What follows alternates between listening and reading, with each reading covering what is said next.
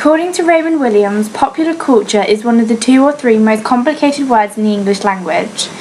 I believe popular culture is dependent on personal interpretation and relies on sexuality, race, and individuality.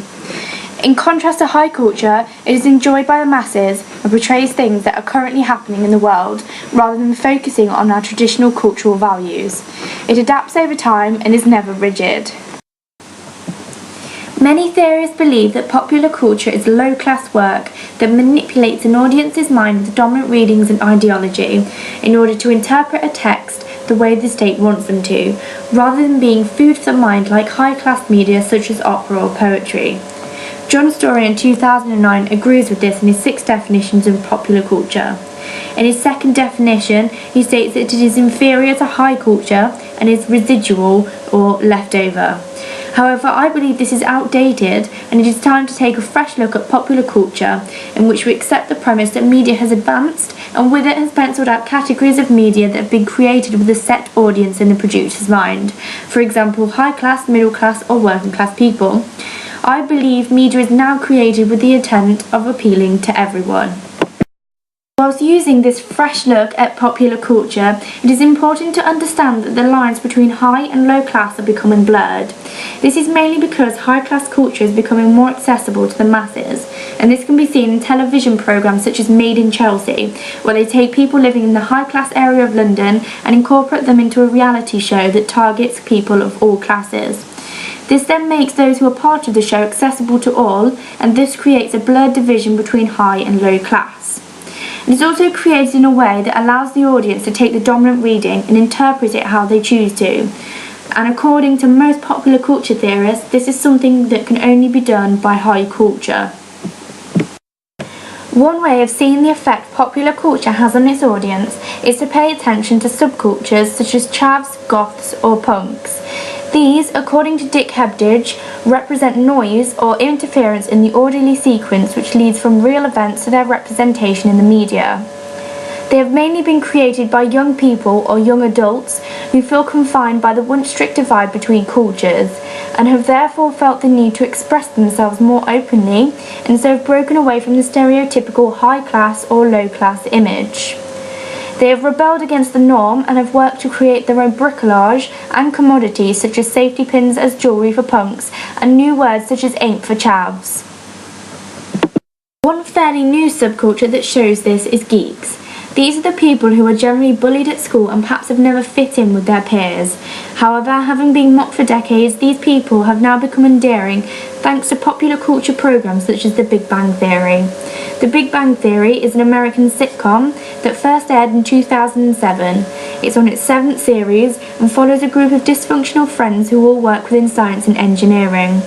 The programme, I believe, will be classed as popular culture for 3 reasons. Firstly, it appeals to the masses. In 2006 to 2007, The Big Bang pilot was aired with the intention of being cancelled if it did not prove popular with the people of America. However, it was a roaring success and is now not only shown in America but also in Britain. Furthermore, the appeal to the masses that is encapsulated by popular culture can be seen through viewing figures when looking at such a television series. The series started out with extreme popularity, notching up an average of 8.31 million viewers. However, this rose dramatically as the series went by, and by the 6th series was aired, the sitcom was being watched by an average of 18.847 million people. Secondly, it has evolved from a subculture, which means that far from being rigid and traditional, it portrays views that are specifically representative of a minority. And finally, I believe it's popular culture because it reflects current affairs in the world rather than being based on set topics. An example of this is that it shows Thanksgiving and Christmas and covers matters such as race, sexual relation and topical humour. The merchandising that has become of The Big Bang Theory can also explain popular culture. When a subculture appeals to a wide variety of people, it often becomes apparent to most that there is an amount of financial gain available to exploit. Therefore, people take the commodities of the subculture, for example in this instance geeky sayings that are used in the programme such as Bazinga, and mass produce them so that they're readily available to all. In reference to The Big Bang Theory, Clothes manufacturers have taken the commodity and produced it as a logo on t-shirts and jumpers, ready for mass distribution. However, this then means that the commodity no longer belongs to the subculture, and therefore the subculture slowly becomes extinct.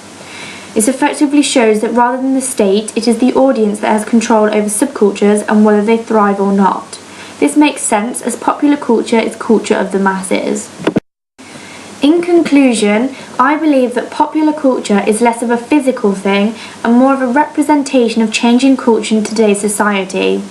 Now, media texts act as a reinforcement of this, as can be seen by my analysis of the Big Bang Theory. I have also found that despite theorists believing that popular culture is residual and inferior to that of high-class media, it does in fact possess some of the same characteristics. For example, some forms of popular media are created in such a way that the audience can interpret their own dominant readings. I have also found that far from being aimed at one set class of people, popular culture is aimed at the mass audience and encapsulates and represents cultural specifics, such as subcultures, whilst also using specific happenings in the world to create media that slowly changes over time. This has therefore led to the construction of a culture where our lives are centred around the belief that we should live according to how we are perceived by ourselves in relation to ideology and lifestyles, as shown by programmes such as The Big Bang Theory and Made in Chelsea. Now, this is regardless of whether we truly believe in what we are doing or saying. I believe popular culture has become less about fitting in with others by consuming popular media and more about a way of life.